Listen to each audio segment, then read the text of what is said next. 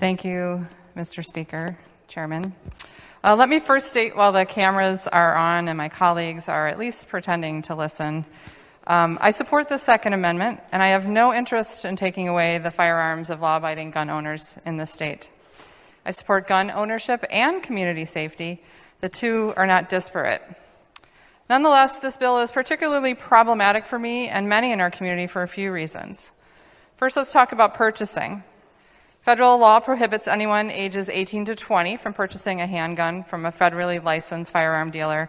And this is important because these dealers require background checks on all gun sales, as you've heard before. Passing this bill would mean that an 18-year-old would have to purchase this gun from the gray market, private sellers, with no background checks required on these purchases. I live in an apartment building, and one day when I was leaving to go to work, there was a private gun sale happening right in the middle of my parking lot for a firearm. This could have been an 18-year-old if this bill passes. And I'm going to talk about 18-year-olds in a bit. As you've heard, over 80% of gun owners surveyed nationally do support criminal background checks on all gun sales. And this bill would circumvent gun ownership safety measures that most gun owners support. So who is this for? Let's talk about suicide and suicide prevention and mental health. We've been having a lot of conversations about that. Firearms are used in half of all suicide deaths. Suicides make up 3 in every 5 gun deaths. And over the past decade alone, the firearm suicide rate among young people has increased 42% faster than in any other age group.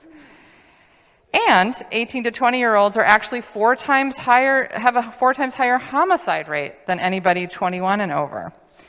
Each year, we lose nearly 3,000 young people to death by firearm suicide, and research has shown that access to firearms is strongly associated with higher youth suicide rates. Go figure. For each 10% increase in household gun ownership in a state, the youth suicide rate increases by more than 25%. And now I want to talk about brain development. And I know a little bit about this because I've raised a couple of teenagers. So here's some brain development 101. The rational part of our brain is called the prefrontal cortex. This is the part of the brain that responds to situations with good judgment and an awareness of the long-term consequences. The rational part of a teenage brain or a young person's brain is not fully developed and will not be until the age of 25. This is medical fact.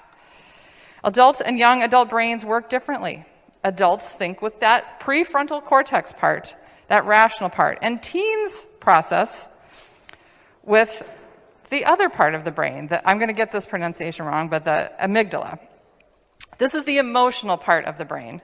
In the teenage brain, the connections between the emotional part and the decision-making center are still developing, and they're not always developing at the same rate. This explains why teens have overwhelming emotional input in the decisions they make, and they often cannot explain later what they were thinking. I have asked that exact question of teenagers in my house, what were you thinking? And now I know that they literally don't know what they were thinking because they were acting with a different part of their brain. So I don't know about you, but I don't want to make it possible for an 18-year-old senior who is maybe having a fight with his friend or had a bad day at, football practice or is stressed out. I do not want that young person to be able to have a firearm on a school property, at a practice, at a restaurant where they're fighting with their girlfriend. They are not thinking with a part of the brain that makes rational decisions and thinks about long-term consequences. Now I'm going to talk about my son Henry for a minute. Henry is a 20-year-old now. He's a student here at Madison. A few years ago, Henry was auditioning for music schools across the country. And because he's a mature person and he had a drive to do so, his father and I decided that, yes, he could fly these places alone as a 19-year-old.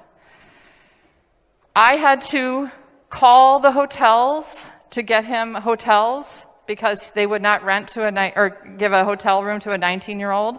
We went through all sorts of faxing of permissions and phone calls from hotel management to make sure he could. And then at another time, he went on a trip out west camping with friends, and they had a breakdown of the vehicle that they had, and they could not rent a car because they were not of the age. But yet we're going to hand these kids firearms. This is a bad bill, and I urge you to not support it today. The vote is red. Thank you.